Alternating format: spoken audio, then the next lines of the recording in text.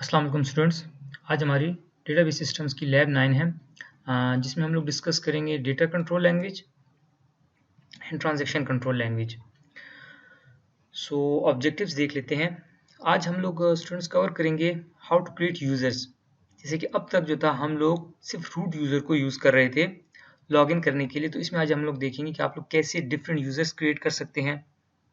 इसके अलावा जो डेटा कंट्रोल लैंग्वेज है, इसमें हम लोग देखेंगे ग्रांट स्टेटमेंट, आप लोग कैसे यूजर्स को टेबल्स की, डिफरेंट डेटाबेसेस की एक्सेस आप दे सकते हैं, कैसे आप उनसे वो एक्सेस रिवोक कर सकते हैं, वापस ले सकते हैं। और इसके अलावा जिसमें माइस्क्यूएल में कौन सी प्रिविलेजेस हैं। इसके बाद दूसरा जो हमारा मेन टॉपिक होगा वो होगा ट्रांजैक्शन कंट्रोल लैंग्वेज। ठीक है, माइस्क्यूएल में आप लोग कैसे ट्रांजैक्शंस को मेंटेन कर सकते हैं।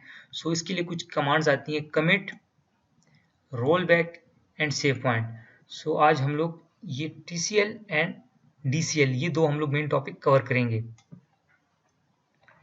सो स्टार्ट कर लेते हैं एसक्यूएल का ओवरव्यू। जैसे कि आप लोग जानते हैं कि एसक्यूएल एक तरह की हमारे पास डेटाबेस लैंग्वेज है, जिसमें हम लोग डिफरेंट ऑपरेशंस परफॉर्म करते हैं एग्जिस्टिंग डेटाबेस के ऊपर, लाइक इंसर्शन करते हैं, डेटाबेस क्रिएट करते हैं, ड्रॉप करते हैं।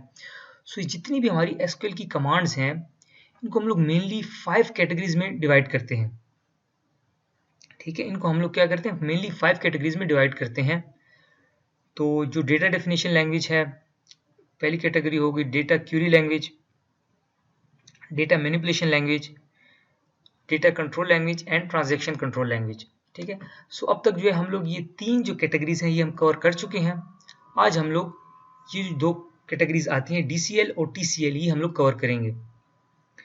सो इन कैटेगरीज में हम लोग देखते हैं कि कौन कौन सी कमांड्स आती हैं। सो अगर इन कैटेगरीज को हम लोग डायग्रामेटिकली देखें, सो ये जो DDL है, डेटा डेफिनेशन लैंग्वेज, इसमें हमारी क्रिएट कमांड, जैसे आप लोग टेबल्स क्रिएट करते हैं, ड्रॉप करते हैं, अल्टर करते हैं, टेबल का स्ट्रक्चर आपने अल्टर करना है, या ट्रंकेट करते हैं।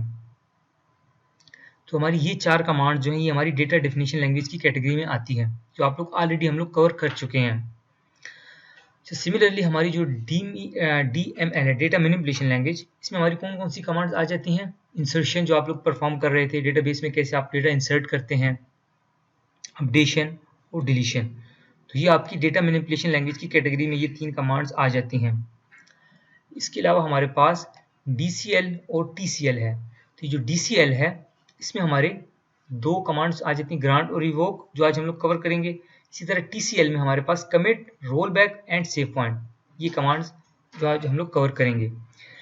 अच्छा, इसके अलावा हमारे पास लास्ट में आ जाती है DQL, डेटा क्यूरी लैंग्वेज। ठीक है, सो डेटा क्यूरी लैंग्वेज में हमारे पास कौन सी कमांड्स आ जाती हैं, सिलेक्शन, जो आप लोग सिलेक्शन परफॉर्म कर रहे थे ऑपरेशन, तो ये हमारी DQL कैटेगरी में आ जाती हैं।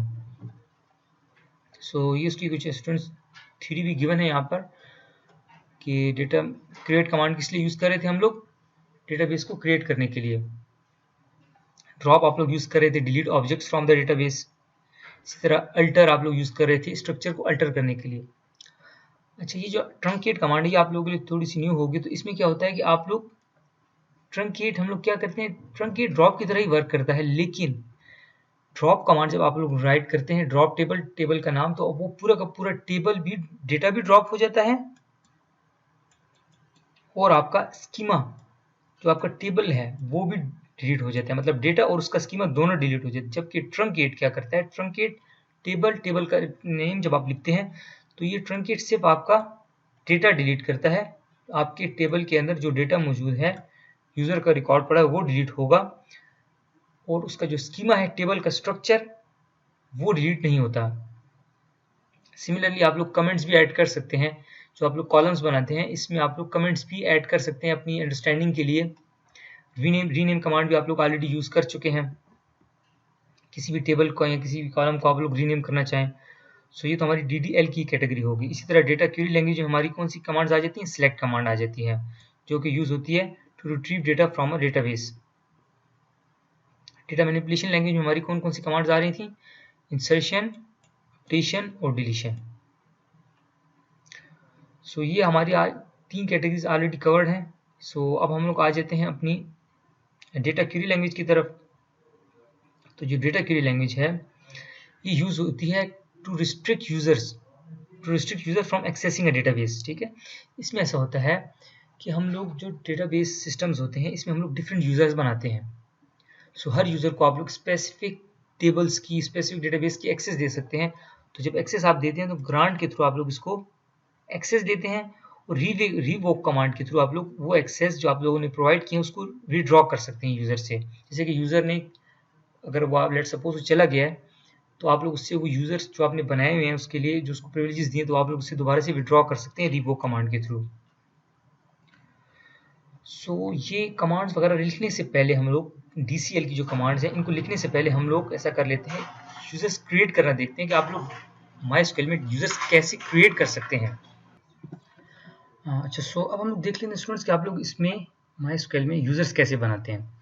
सो इसको यूजर्स बनाने के लिए इसका तरीका ये होता है कि आप लोग कमांड लिखते हैं, जो MySQL का आपका शेल होता है उसमें आप लिखेंगे क्रिएट यूजर का नेम, और उसके बाद @ आपका कीवर्ड आ जाएगा, और उसमें आप लोग उसके बाद अपने कोट्स में लिखना होता है होस्ट।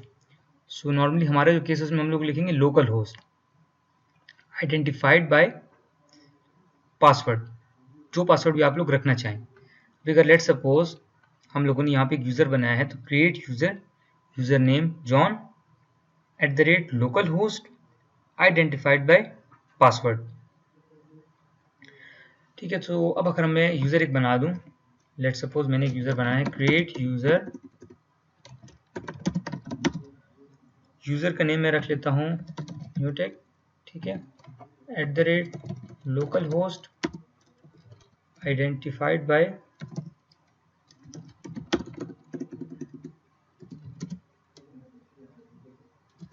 रख लेते हैं पासवर्ड 1234। ठीक है, तो मेरा ये यूजर क्रिएट हो गया। सो अब ये जो यूजर मेरे पास क्रिएट हो गई, ये हमारे पास एक सिस्टम डेटाबेस होती है MySQL, उसमें ये सारे यूजर्स मेंटेन हो रहे होते हैं, मैनेज हो रहे होते हैं। सो मैं अगर इसकी जो यूजर मैंने क्रिएट किया मैं देखना चाहता हूँ, सो मैं लिख सकता हूँ select static from MySQL dot user. ये MySQL एक डेटाबेस का नाम है, और डॉट उसका आइडेंटिफायर सेपरेटर है कि इस डेटाबेस से के अंदर जो यूजर का टेबल है उसका रिकॉर्ड फेच करो। ठीक है, सो ये तो उसमें काफ़ी ज़्यादा रिकॉर्ड होता है जो कि रीडेबल नहीं है, तो उसको हम ऐसा कर लेते हैं कि इसका स्ट्रक्चर देख लेते हैं MySQL डॉट यूजर। इसमें जो हमारे पास ये तमाम फील्ड्स हैं, सो मुझे जो है यूज़र नेम और पासवर्ड चाहिए फॉर द टाइम बिंग, मैं देखना चाहता हूँ जो मैंने बनाए हैं। सो मैं लिखता हूँ होस्ट यूज़र और password, select host user password from MySQL dot user. ठीक है, सो देखिए आप लोग, मैंने जो यूज़र एक बनाया था लोकल, उसका होस्ट लोकल होस्ट है, न्यूटेक उसका यूज़र नेम, और ये कुछ उसका हैश बना के पासवर्ड को उसने इंक्रिप्टेड फॉर्म में स्टोर किया हुआ है। बाकी इसके साथ ये बिल्ट इन इसके अपने कुछ यूजर्स आते हैं, रूट जो खुद बनाता है बाय डिफ़ॉल्ट जब आप इसको इंस्टॉल करते हैं, रूट यूजर्स। सो ये हमारे पास यूजर्स की लिस्ट मेंटेन हो रही होती है, कहाँ पे, सिस्टम डेटाबेस की यूजर टेबल में। MySQL का सिस्टम डेटाबेस इसकी यूजर टेबल में हमारे पास ये सारे यूजर्स की लिस्ट मेंटेन हो रही होती है। अच्छा, सिमिलरली स्टूडेंट्स, अगर आप लोगों ने यूजर क्रिएट कर दिया, अब आप लोग अगर यूजर को अल्टर करना है, उसका पासवर्ड आप चेंज करना चाहते हैं, तो आप लोग वही सिंपल अल्टर कमांड यूज कर सकते हैं। अल्टर यूजर, जो आपने यूजर का नेम रखा था, आइडेंटिफाइड बाय अनदर पासवर्ड, तो उसका पासवर्ड अपडेट हो जाएगा। अच्छा, इसी तरह अगर आप लोग उसी यूजर को ड्रॉप करना चाहते हैं जो आपने क्रिएट किया, तो ड्रॉप यूजर का नेम, तो यूजर आपका ड्रॉप हो जाएगा। अच्छा, अब ये आ जाते हैं कि हम लोगों ने यूजर तो क्रिएट कर दिया, अब हम लोग उस यूजर के साथ लॉगिन किस तरीके से कर सकते हैं। सो आपको जैसे याद हो, हम लोग यहाँ पे यूज़र नेम टाइप करते थे, तो मैं ऐसा कर देता हूँ, अभी मैं रूट से लॉगिन हूँ। ठीक है, मैं क्विट कर देता हूँ। अब मैं यहाँ पे क्या करता हूँ, जो मैंने नया यूज़र बनाया उसकी प्रिविलेजेस के साथ लॉगिन करने की कोशिश करता हूँ। ठीक है, तो मैं लिखूँगा MySQL -u, यूज़र नेम मैंने क्या रखा हुआ है, न्यूटेक, और -p पासवर्ड। सो ये मुझसे पासवर्ड पूछेगा, तो मैं यहाँ पे पासवर्ड क्या टाइप करूँगा, 1234। मैंने पासवर्ड टाइप किया, इंटर किया, सो मैं अब लॉगिन हो गया हूँ MySQL न्यूटेक यूज़र के साथ, ठीक है। सो मेरा जो अभी मैं रूट यूज़र को यूज़ नहीं कर रहा, ठीक है। सो अब अगर मैं इसमें देखूँ तो शो डेटाबेसेस करता हूँ।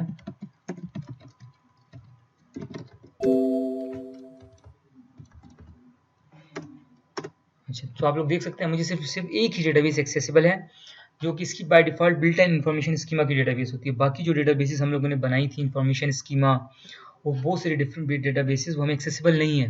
क्यों? क्योंकि हमारे पास उनकी प्रिविलेजेस नहीं है। हम लोगों ने एक एम्प्टी यूज़र बना दिया, उसके पास अभी कोई प्रिविलेजेस नहीं है। सो अब हम लोग आगे देखते हैं कि हम लोग इस यूज़र को किस तरीके से आप लोग डिफरेंट टेबल्स की एक्सेस दे सकते हैं, ग्रांट कर सकते हैं। हाँ, सो स्टूडेंट्स, किसी भी यूज़र को किसी भी टेबल्स की एक्सेस देने के लिए हम लोग ग्रांट स्टेटमेंट यूज़ करते हैं। सो इसका सिंटैक्स कुछ इस तरीके से होता है कि आप लोग लिखते हैं grant privilege name. Privilege name कुछ भी हो सकता है, लाइक आप उसको सिलेक्ट देना चाहते हैं, selection, insertion, updation, deletion on object name. Object name में आप क्या बताते हैं, अपनी टेबल का नाम बता देते हैं। और टू, ये कीवर्ड है, टू किस यूज़र को, यूज़र नेम आप लोग यहाँ पे आइडेंटिफाई कर देते हैं, किस यूज़र को आप लोग किस टेबल की सिलेक्शन देना चाहते हैं या इंसर्शन देना चाहते हैं। सो अब आप लोग अगर ये कमांड देखें, एग्जांपल देखें, तो मैं क्या कर रहा हूँ, ग्रांट कर रहा हूँ, इसको सिलेक्ट स्टेटमेंट ग्रांट कर रहा हूँ किस टेबल के ऊपर, थीम पार्क डेटाबेस के अंदर जो एम्प्लॉय का टेबल है, थीम पार्क डॉट एम्प्लॉय का टेबल, उसको एक्सेस दे दो किस यूज़र को, न्यूटेक यूज़र को। सो अभी अगर मैं इसका प्रैक्टिकल हम लोग कर लें, तो मैं किसी यूज़र को एक्सेस देना चाहता हूँ। सो ये तो मेरे पास जो मैंने शेल ओपन किया हुआ है, ये मेरे पास न्यूटेक यूज़र मैंने ओपन किया, इससे मैं इसको उसी को ग्रांट नहीं कर सकता एक्सेस। मैंने एक्सेस जब भी ग्रांट करनी होती है तो मैं क्या करूँगा, रूट यूज़र को यूज़ करूँगा।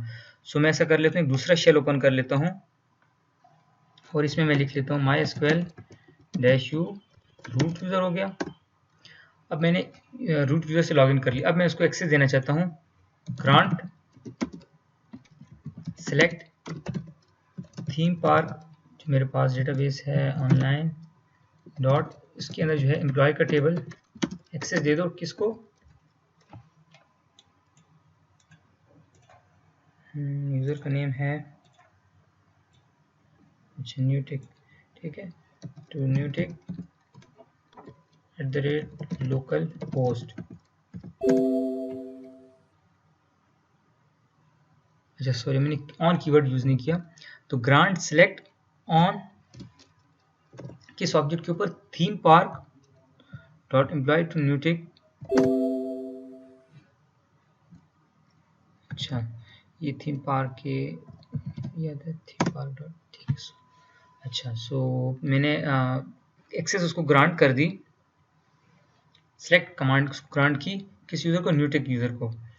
सो अब अगर मैं इसको देख लूँ, उसको मुझे शो डेटाबेसेस कर दूँ, तो आप लोग देख सकते हैं मेरे पास एक दूसरी डेटाबेस की एक्सेस आ गई है। कौन सी, थीम पार्क ऑनलाइन की।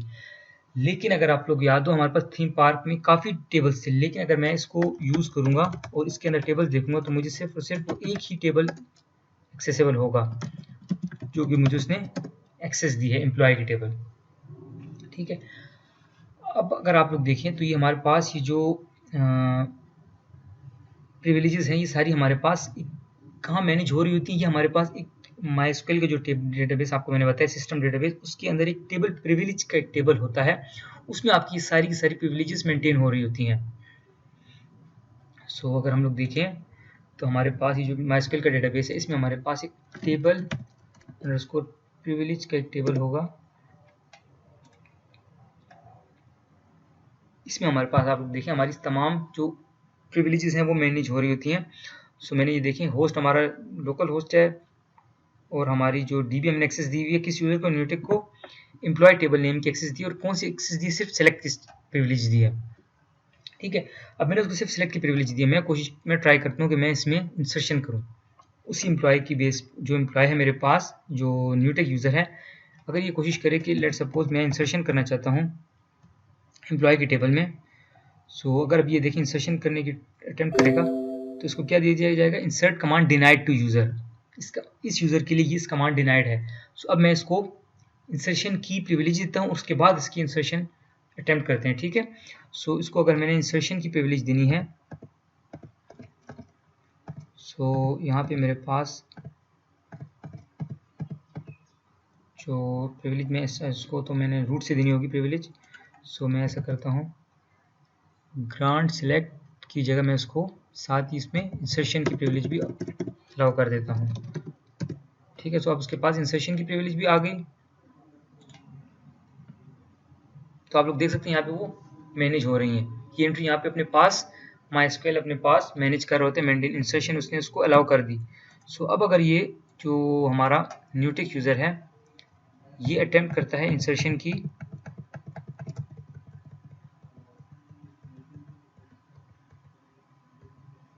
सो अब इसको एरर थ्रो नहीं करना चाहिए। ठीक है, देखें इसने इंसर्शन परफॉर्म कर ली। मैं सेलेक्ट स्टैटिक फ्रॉम एम्प्लॉय, सो इसने जो नया यूज़र इंसर्ट किया था किस नेम से, खुरम की नेम से, तो आप लोग देख सकते हैं यहाँ पे इसको इसकी एंट्री हो गई है। ठीक है, सो इस तरीके से आप लोग किसी भी यूज़र को एक्सेस ग्रांट कर सकते हैं। अब हम लोगों ने उस यूज़र को एक्सेस तो ग्रांट कर दी, लेट सपोज वो यूज़र जो है कंपनी छोड़ गया, तो अब आप लोग क्या कर सकते हैं, उससे वो एक्सेस हम लोग रिट्रीव करना चाहते हैं, विड्रॉ करना चाहते हैं, तो आप लोग क्या कर सकते हैं, रिवोक प्रिविलेज का नाम, उसी तरह ऑब्जेक्ट नेम जो आपका टेबल का नाम है, और फ्रॉम किससे, यूज़र नेम, तो उस यूज़र से आप लोग, अब हम लोग जब ये कमांड लिखेंगे, रिवोक करेंगे, तो आप लोग क्या कर रहे हैं, उस यूज़र से सिलेक्ट कमांड वापस ले रहे हैं। अब अगर उसके बाद वो उसको सिलेक्ट करने की कोशिश करेगा उस टेबल को, तो वो उसको डिनाइड आएगा, एक्सेस कमांड डिनाइड, क्योंकि हम लोगों ने उससे वो एक्सेस रिवोक कर ली, विड्रॉ कर ली।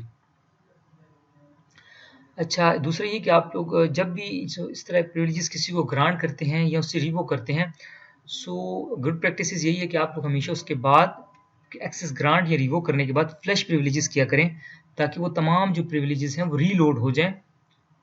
ठीक है, ताकि वो प्रिविलेजेस तमाम के तमाम रीलोड हो जाए। फ्लैश प्रिविलेजेस आप लोग कर लिया करें, तो सारा का सारा जो टेबल है वो दोबारा से रीलोड हो जाता है।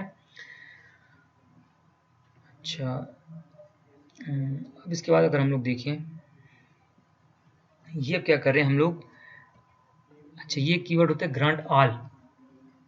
अब अगर हम लोगों ने तमाम प्रिविलेजेस इस यूजर को ग्रांट करनी है, तो हम लोग लिख सकते हैं ग्रांट ऑल प्रिविलेजेस ऑन, ये स्टैटिक जो है वाइल्ड कार्ड कैरेक्टर होता है, ये कह रहा है कि तमाम डेटाबेसेस और तमाम डॉट सेपरेटर हो गया, तो तमाम टेबल्स।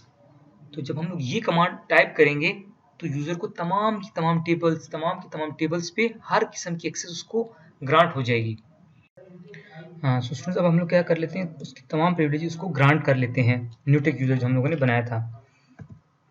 सो हम लोग क्या लिख लेते हैं, ग्रांट, अच्छा ये हम लोग लिखते थे grant all privileges on static to Newtech user को। ठीक है, हम लोग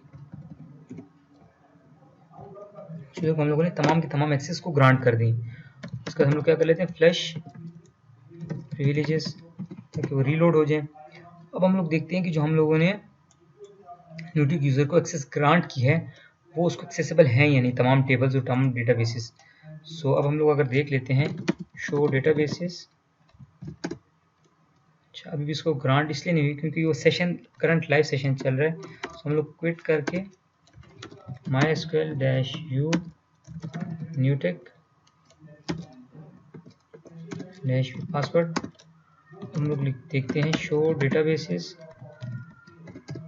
तो आप लोग देख सकते हैं, देखो उसको तमाम डेटाबेसेस जो हम लोगों ने इसको एक्सेस ग्रांट की है, जितनी भी प्रिविलेज उसके पास अब आ चुकी हैं। अच्छा, सिमिलरली स्टूडेंट्स जैसे हम लोगों ने किसी जो न्यूटेक यूज़र को तमाम प्रिविलेजेस ग्रांट की थी, इसी तरह आप लोग अगर उससे वो तमाम प्रिविलेजेस विड्रॉ करना चाहते हैं, तो आप लोग रिवोक ऑल ऑन किस ऑब्जेक्ट पे, तमाम डेटाबेसेस की तमाम टेबल से उससे प्रिविलेजेस आप लोग विड्रॉ कर लें, तो ये रिवोक आप लोग उसके लिए यूज़ करेंगे। अच्छा, MySQL में जो प्रिविलेजेस होती हैं, जैसे कि आप लोगों ने देखा डेटाबेस प्रिविलेजेस, आप लोग किसी भी उसको डेटाबेस की प्रिविलेजेस दे सकते हैं। इसके अलावा हम लोग जैसे प्रिविलेजेस देखिए, हम लोग उसको दे सकते हैं टेबल्स की, इंडेक्सेस की, व्यूज़ की, स्पेसिफिक जैसे टेबल्स की प्रिविलेज चाहिए, स्पेसिफिक व्यू की प्रिविलेज चाहिए, तो आप लोग उसको दे सकते हैं। ये हमारे पास जितनी भी प्रिविलेजेस होती हैं स्टूडेंट्स, ये आपको जैसे मैंने कहा हमारे पास एक यूज़र का टेबल होता है, DB टेबल होता है, टेबल प्रिविलेजेस, इस तरह के हमारे पास डिफरेंट टेबल्स होते हैं जो कि हमारे MySQL सिस्टम डेटाबेस में होते हैं। तो ये तमाम जो इन्फॉर्मेशन है ये वहाँ पे उसकी मैनेज हो रही होती है। सो अगर आप ये MySQL की डेटाबेस को देखें, सो इसमें हमारे पास डिफरेंट टेबल्स होते हैं और व्यूज़ होते हैं, तो इसमें हमारे पास तमाम इन्फॉर्मेशन उनकी मैनेज हो रही है। तो अगर यूज़र में लिखता हूँ तो मेरे जो यूज़र्स हैं तमाम वो देखें, यहाँ पे देखें इनके पास जो प्रिविलेजेस हैं, अभी मैंने जैसे न्यूटेक यूज़र को तमाम प्रिविलेजेस असाइन कर दी थी, सिलेक्ट, इंसर्शन, अपडेट, तो तमाम देखें यहाँ पे वाई जो कि येस को इंडिकेट कर रहा है, एंड जो है नो को, उसके पास प्रिविलेज नहीं है। सो इस तरह के इसमें DB का टेबल होता है, उसमें डिफरेंट इन्फॉर्मेशन इनकी स्टोर्ड होती हैं। सो आप लोग इसको भी देख लें। और इसके अलावा इसमें कुछ लिस्ट है जो कि आप लोग जब हम लोग प्रिविलेजेस को असाइन करते हैं, ग्रांट करते हैं, सो जैसे कि हम लोगों ने ऑल का कीवर्ड यूज़ किया, ग्रांट ऑल, ऑब्जेक्ट का नेम और किसको प्रिविलेज आप लोग ग्रांट कर रहे हैं। अच्छा, इसी तरह इसमें हमारे पास एक अल्टर की भी आप दे सकते हैं कि अल्टर क्या कमांड यूज़ करी थी कि आप उसका टेबल का स्कीमा चेंज कर सकते हैं कि नहीं। तो आप लोग किसी स्पेसिफिक यूज़र को अल्टर उसको की कमांड देना चाहते हैं तो आप ग्रांट अल्टर ऑन ऑब्जेक्ट का नेम और जिस यूज़र को आप लोग असाइन करना चाहते हैं। तो इस तरह की ये डिफरेंट जो कीवर्ड्स हैं जो आप लोग असाइन कर सकते हैं। इस तरह अपडेट है, क्रिएट, अब क्रिएट प्रिविलेज मतलब टेबल न्यू डेटाबेस क्रिएट कर सकता है या नहीं, तो grant create command to user name this, ठीक है। तो ये तमाम एक लिस्ट इसकी मैंने हम अटैच की हुई है। तो आप लोग ये इट्स रियली सिंपल, तो आप लोग इनको भी अगर प्रैक्टिस करना चाहें तो आप लोग प्रैक्टिस कर सकते हैं। डिलीट कमांड आप किसी को देना चाहते हैं, ठीक है, किसी स्पेसिफिक यूज़र को, तो ये सारी जो है की कमांड्स हैं जो आप लोग किसी भी यूज़र को ग्रांट कर सकते हैं या रिवोक कर सकते हैं। अच्छा, इसी तरह हमारे पास स्टूडेंट्स कुछ सिलेक्ट कमांड इस तरह होती है जिनको आप लोगों की टेबल से डेटा फेच नहीं करनी, जैसे सिलेक्ट 1+1, तो ये 1+1 2 करेगा, या आपको एक्सप्रेशन को इवेलुएट कर रहे हैं पाई मल्टीप्लाई बाई 2। सो इस तरह की जो कमांड्स होती हैं इसके लिए आपको प्रिविलेज की ज़रूरत नहीं होती। अच्छा, इस तरह आप शो डेटाबेस कमांड की डेटाबेसेस को शो कर सकते हैं यानी नेम, तो इसकी भी प्रिविलेज आप उसको दे सकते हैं। डिफरेंट टाइप्स ऑफ प्रिविलेज आप उसको असाइन कर सकते हैं। हाँ, सो स्टूडेंट्स अगर इनकी डेटा कंट्रोल लैंग्वेज की हम लोग एडवांटेज देखें, सो डेटा कंट्रोल लैंग्वेज एक तरह से हमारे पास क्या कर रहा था, डेटा को कंट्रोल कर रहा है कि किस यूज़र के पास कौन से डेटा की एक्सेस है, कौन से टेबल की एक्सेस है। सो यूजुअली ऐसा होता है हमारे पास किसी भी IT फर्म की अगर आप लोग एग्जांपल ले लें, सो इसमें हमारे पास डेटा बेस जो होता है डेटा सेंट्रलाइज पड़ा होता है और मल्टीपल यूज़र्स होते हैं हमारे पास जो कि डेटाबेस से डेटा को एक्सेस कर रहे होते हैं। सो इसमें ऐसा नहीं होता कि हम लोग हर यूज़र को तमाम के तमाम डेटा की एक्सेस दे दें, ठीक है, क्योंकि ये काफ़ी वल्नरेबल है कि एक यूज़र के पास तमाम डेटाबेस की एक्सेस है। सो हम लोग क्या करते हैं, हर यूज़र अलग अलग यूज़र नेम होता है और उसको स्पेसिफिक टेबल जो उसको रिक्वायर्ड है, जो डेटाबेस रिक्वायर्ड है, तो उसको उन्हीं टेबल्स की एक्सेस दे देते हैं ग्रांट कमांड के थ्रू। सिमिलरली अगर वो कंपनी लेट सपोज लेफ्ट कर रहा है तो आप लोग उससे तमाम प्रिविलेजेस यूज़र जो आपने उसका क्रिएट किया है, जो यूज़र आपने उसका क्रिएट किया उसको आप लोग रिवोक के थ्रू से तमाम की तमाम प्रिविलेजेस विड्रॉ कर सकते हैं। सो ये जो हमारे पास डेटा कंट्रोल लैंग्वेजेस हैं ये it's play important role in the security of database by controlling the access level of data. तो इसमें हम लोग क्या करें, डेटा को एक तरह से कंट्रोल कर रहे हैं, डेटा की एक्सेस को कंट्रोल कर रहे हैं। सो नॉर्मली ऐसा होता है कि जो ग्रांट करना है या रिवोक करना है प्रिविलेजेस, ये कौन मेंटेन कर रहा होता है, इसको डेटाबेस एडमिनिस्ट्रेटर मेंटेन कर रहा होता है, जो कि effectively prevents करता है any issues those might generate from exposing the database to many users, ठीक है। सो इस तरह की जो आपकी डेटा की एक्सपोज होने को आप लोग प्रिवेंट कर सकते हैं, किसके थ्रू, डेटा कंट्रोल लैंग्वेज की मदद से आप लोग इसको प्रिवेंट कर सकते हैं। सो ये काफ़ी यूजफुल होता है डेटा कंट्रोल लैंग्वेज कंपनीज में जहाँ पे आपको की सेंट्रलाइज्ड डीबीज होती हैं। सो वहाँ पे काफ़ी यूजफुल होते हैं ग्रांट और रिवोक डेटा कंट्रोल लैंग्वेज की जो कमांड्स हैं। सो इस पर आप लोगों की ग्रिप होनी चाहिए कि आप लोग किस तरीके से यूजर्स को एक्सेस ग्रांट कर सकते हैं और उससे रिवोक कर सकते हैं। हाँ जो स्टूडेंट्स, एक चीज़ मैं आप लोगों को और बता दूं कि जो स्टूडेंट्स XAMPP यूज़ कर रहे हैं उनके लिए तो सिंपल होगा, वो यहाँ से शेल ओपन करके जिस यूज़र के साथ भी लॉगिन होना चाहते हैं MySQL-u रूट लेट्स सपोज, ठीक है। तो रूट से लॉगिन हो गए। अभी अगर जो हम लोगों ने जैसे यूज़र नया बनाया था न्यूटेक, उससे अगर आप लोग लॉगिन करना चाहते हैं तो यहाँ से दूसरा शेल ओपन करके ये आपसे यूज़र नेम पासवर्ड का पूछता है, तो आप लोग mysql-u और न्यूटेक -p, ठीक है, पासवर्ड आप लोगों ने दे दिया तो आप लोग लॉगिन हो जाएंगे। बट जो स्टूडेंट्स वैम्प यूज़ कर रहे हैं, जैसे जो स्टूडेंट्स वैम्प यूज़ कर रहे हैं, तो वो जब वैम्प को ओपन करते हैं तो उनके पास कंसोल ओपन करते हैं तो उनके पास डायरेक्ट जो है रूट यूज़र ओपन हो जाता है, ठीक है, टर्मिनल से। सो अगर वो लोग यूज़ करना चाहें तो आप लोग इस तरीके से फिर कर सकते हैं कि इसकी जो डायरेक्टरी है वैम्प की, ये आपकी वैम्प 64 bin mysql, यहाँ पे इसकी जो बिन की डायरेक्टरी है वैम्प 64 bin mysql का जो वर्जन और बिन, यहाँ पे अगर आप देखें तो वो हमारा जो mysql का जो कंसोल शेल होता है, जो टर्मिनल होता है cmd, वो यहाँ पे एक्जी उसकी फाइल पड़ी होती है। सो आप लोग यहाँ तो cmd ओपन करके यहाँ पे नेविगेट कर लें, यहाँ पर आप लोग डायरेक्टली शॉर्टकट इस तरीके से कर सकते हैं। यहाँ पे इसमें cmd टाइप करें तो आपके पास जो cmd है वो इसी पाथ पे ओपन हो जाएगी, ठीक है, उसका वो पाथ आपको मिल जाएगा। सो यहाँ पे अगर आप लोग mysql लिख सकते हैं mysql-u, और जैसे हम लोगों ने एक यूज़र बनाया था न्यूटेक -p, यहाँ से पासवर्ड आप लोगों ने, ठीक है। सो अब आप लोग जो है लॉगिन हो गए हैं। किससे आप लोगों ने लॉगिन किया? आप लोगों ने न्यूटेक यूज़र से लॉगिन किया। अभी अगर आप लोग दोबारा से रूट यूज़र से लॉगिन करना चाहते हैं तो आप लोग क्विट और फिर mysql-u रूट, तो अब आप लोग जो है रूट यूज़र से लॉगिन हो गए, ठीक है। सो इस तरह वैम्प में आप लोग नॉर्मली उस तो शेल से उधर से यूज़ कर सकते हैं उसका भी, और जो वैम्प है उसके लिए आप लोग इस तरीके से नेविगेट करके आप लोग उसको भी जो डिफरेंट यूज़र्स को आप लोग लॉगिन कर सकते हैं। सो स्टूडेंट्स, अब हम लोग अपने दूसरे मेन टॉपिक की तरफ आ जाते हैं, जो कि है TCL, transaction control language. So TCL जो होता है, it's basically component of SQL which is used to manage transactions in a database. आपकी ट्रांजैक्शन को मैनेज करने के लिए ट्रांजैक्शन कंट्रोल लैंग्वेज यूज़ होती है। ट्रांजैक्शंस क्या है? लेट सपोज अगर आप लोग कोई ऑनलाइन पेमेंट कर रहे हैं, कोई चीज़ परचेज कर रहे हैं, सो आपकी जैसे होता है अकाउंट में, एक अकाउंट से क्रेडिट होता है, दूसरे में डेबिट होता है। सो अगर आप लोगों ने लेट सपोज कोई चीज़ परचेज की, आपका एक अकाउंट है, लेट सपोज में 1000 रुपीज़ थे, तो आपके अगर 100 रुपीज़ माइनस हुए तो ये एक आपकी एक ऑपरेशन परफॉर्म होगा, एक अपडेट परफॉर्म होगी, ठीक है। और आपके अकाउंट से माइनस हुए तो दूसरे के अकाउंट में, दूसरे यूज़र के अकाउंट में ये जो उसके अमाउंट है प्लस हो जाएगी, ठीक है। उसके जो दूसरे यूज़र के अकाउंट में लेट सपोज 500 प्लस हो गए, तो ये मल्टीपल जो ऑपरेशन परफॉर्म हुए, ठीक है, इसको क्या कहा जाता है? ट्रांजैक्शन। ये एक ट्रांजैक्शन है।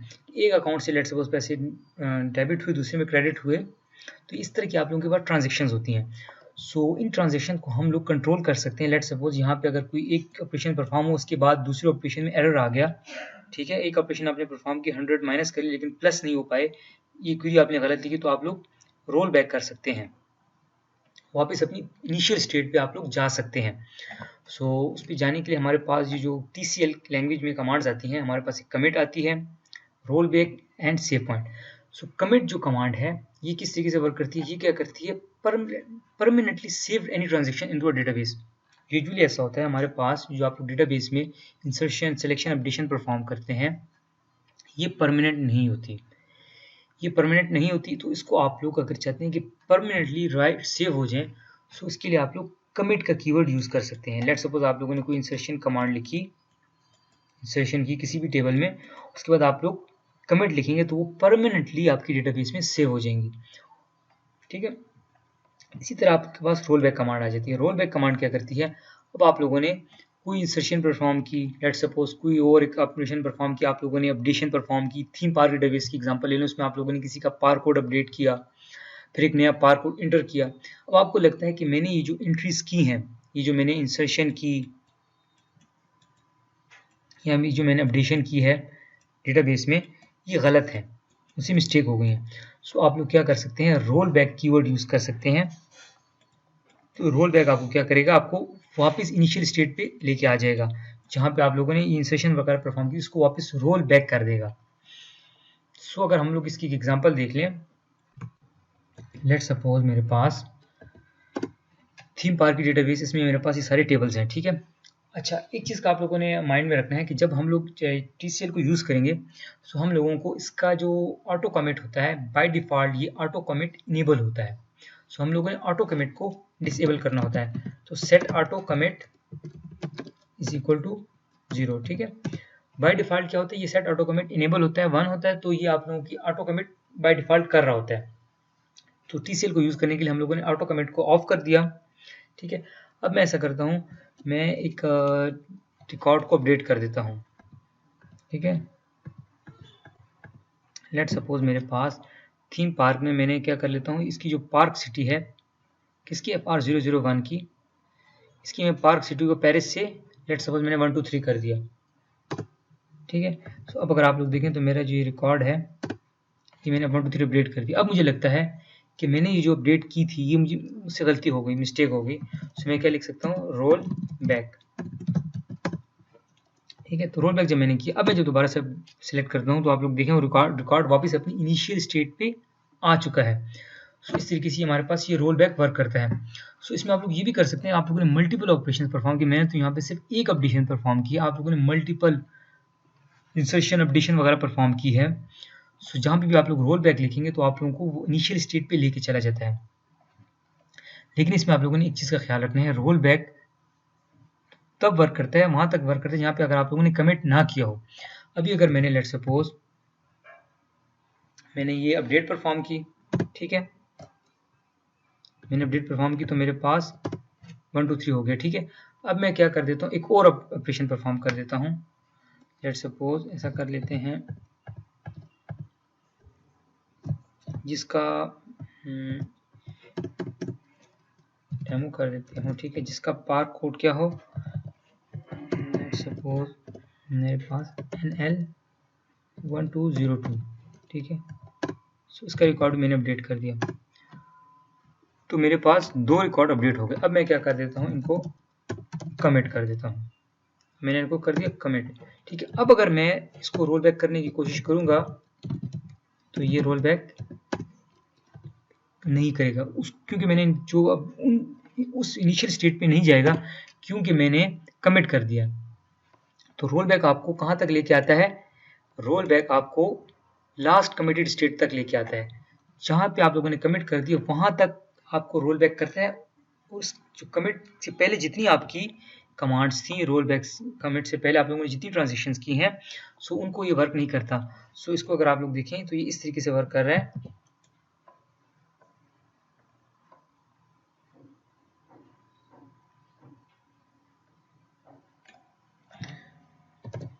लेट्स सपोज मैंने एक इंसर्शन की, फिर मैंने एक अपडेशन की थीम पार्क के डेटाबेस में, उसके बाद मैंने कमिट कर दिया। तो अब ये जो 2 ऑपरेशन है ये तो परमानेंटली सेव हो गए। अब इसके बाद मैंने दोबारा कोई और अपडेशन परफॉर्म की, फिर कोई इंसर्शन की। अब मुझे लगता है कि ये जो 2 अपडेट्स मैंने की हैं, इंसर्शन ऑपरेशन की, ये गलत हैं। तो मैं जब रोल बैक करूंगा, रोल बैक का कीवर्ड लिखूंगा, तो ये मुझे कहाँ तक लेके आएगा, यहाँ तक लेके आएगा, ठीक है। ये जो 2 ट्रांजेक्शन थी इसको ये रिवर्ट कर देगा, रोल बैक कर देगा, लेकिन ये जो कमिट से पहले जितनी भी ट्रांजेक्शन थी इनको ये अपडेट नहीं करेगा, ठीक है, क्योंकि ये कमिट हम लोगों ने कर दिया। इसका मतलब है परमानेंटली सेव आपकी हो चुकी है ट्रांजेक्शन। अच्छा सो स्टूडेंट्स, अब हम लोग देख लेते हैं सेव पॉइंट। सेव पॉइंट किस लिए यूज होता है, it is use to temporarily save a transaction so that you can roll back to that point, ठीक है, व्हेनेवर रिक्वायर्ड। सो इसमें आप लोग ये कर सकते हैं, अपने लिए सेव पॉइंट्स बना सकते हैं, डिफरेंट सेव पॉइंट्स, डिफरेंट आप लोगों ने ऑपरेशन परफॉर्म किए, ठीक है। एक इंसर्शन की आप लोगों ने, फिर आप लोगों ने कोई अपडेशन की, फिर आप लोग यहाँ पे अपने लिए क्या कर सकते हैं, एक सेव पॉइंट बना सकते हैं। फिर उसके बाद दोबारा आप लोग उनको ऑपरेशन परफॉर्म कर रहे हैं, अपडेशन, इंसर्शन। और आपको लगता है कि मेरे पास ये जो सेव पॉइंट के बाद ये जो मैंने ट्रांजेक्शन्स की हैं ये मुझसे मिस्टेक हो गई हैं, तो आप लोग क्या कर सकते हैं, रोल बैक कर सकते हैं। आप लोग रोल बैक कर सकते हैं टू स्पेसिफिक दैट पॉइंट, ठीक है, सेव पॉइंट। तो सेव पॉइंट से जो पहले ट्रांजेक्शन है वो रिवर्ट नहीं होंगी, जो सेव पॉइंट के बाद ट्रांजेक्शन है तो वो आपकी रिवर्ट हो जाएंगी। सो इस तरह की सिनेरियोज में आप लोग सेव पॉइंट को भी यूज़ कर सकते हैं। अभी अगर हम लोग इसकी एक एग्जांपल देख लें, सो देखिए हमारे पास जो है ये थीम पार्क का ही टेबल है। इसमें मैं क्या करता हूँ, इसमें मैं अपने लिए एक लेट सपोज मैंने एक अपडेशन परफॉर्म कर लेता हूँ, वही पुरानी अपडेशन परफॉर्म कर ली, ठीक है।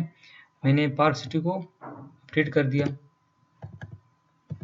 ठीक है, मेरे पास एक ही सिटी अपडेट होगी। अब मैं क्या करता हूँ, एक और रिकॉर्ड अपडेट कर लेता, एक ऐसा कर रहा हूँ, एक रिकॉर्ड इंसर्शन कर लेता हूँ लेट सपोज, ठीक है। तो insert into theme park values, तो पार्क कोड में रख लेता हूँ QW1221, ठीक है। इसके अलावा पार्क नेम में रख लेता हूँ डेमो, पार्क सिटी पे रख लेता हूँ टेस्ट, और पार्क कंट्री रख लेता हूँ PK, ठीक है। सो मैंने ये इंसर्शन कर दी, हमारे पास एक नया थीम पार्क जो है देखिए ये एंट्री होगी, ठीक है। अब इसके बाद मैं क्या करता हूँ, मैं अपने लिए एक सेव पॉइंट बना लेता हूँ, सेव पॉइंट S1, ठीक है। मैंने अपने लिए एक सेव पॉइंट बना लिया। अब सेव पॉइंट के बाद मैंने दोबारा से एक और एंट्री की, लेट्स सपोज PO, ठीक है। और इसका मैंने अपना नया नाम रख दिया न्यू टेस्ट अंडरस्कोर 2, ठीक है। मैंने एक नया थीम पार्क रजिस्टर कर दिया। अब मुझे लगता है कि जो मैंने ये जो इंसर्शन की है ये गलत है, ठीक है। जो नया थीम पार्क मैंने PO1221 वाला जो है ये रजिस्टर किया, ये गलत है। और ये उससे पहले जो मैंने दो ऑपरेशन परफॉर्म किए हैं, QW वाला जो मैंने रजिस्टर किया वो, और ये जो FR को जो मैंने अपडेट किया पार्क सिटी को, ये दोनों ठीक है। हम एज्यूम करते हैं ये दोनों ठीक है और ये गलत है। सो मैं क्या करना चाहता हूँ, मैं रोल बैक करना चाहता हूँ स्पेसिफिक पॉइंट तक, जो हम लोगों ने स्पेसिफिक सेव पॉइंट बनाया था। तो इससे ऊपर जो दो ऑपरेशन है वो इफेक्ट नहीं होंगे, वो रिवर्ट नहीं होंगे, जो इंसर्शन और अपडेशन हमने की है। लेकिन ये जो हम लोगों ने लास्ट में जो इंसर्शन की है सेव पॉइंट के बाद, उसको हम लोग रिवर्ट करना चाहते हैं। सो मैं लिखूंगा रोल बैक टू S1, ठीक है। अब अगर मैं इसको सिलेक्ट करूंगा तो आप लोग देख सकते हैं हमारी जो सेव पॉइंट से ऊपर जो ट्रांजेक्शन्स थी, सेव पॉइंट से ऊपर हम लोगों ने एक सिटी को अपडेट किया था और एक हम लोगों ने एक नया थीम पार्क रजिस्टर किया था। सो वो इफेक्ट नहीं हुई हमारा, हम लोग कहाँ तक रोल बैक हुए, जहाँ तक हम लोगों ने सेव पॉइंट अपने ने बनाया था, ठीक है। तो इस तरह आप लोग डिफरेंट मल्टीपल ऑपरेशंस परफॉर्म करके आप लोगों ने डिफरेंट चेक पॉइंट्स आप कह सकते हैं इनको, एक तरह का चेक पॉइंट है जो आप लोग बना सकते हैं। और रोल बैक आप लोगों को लगता है कि उसके बाद आपसे ऑपरेशन जो परफॉर्म हुए उसमें मिस्टेक हुई है तो आप लोग उसको रोल बैक कर सकते हैं।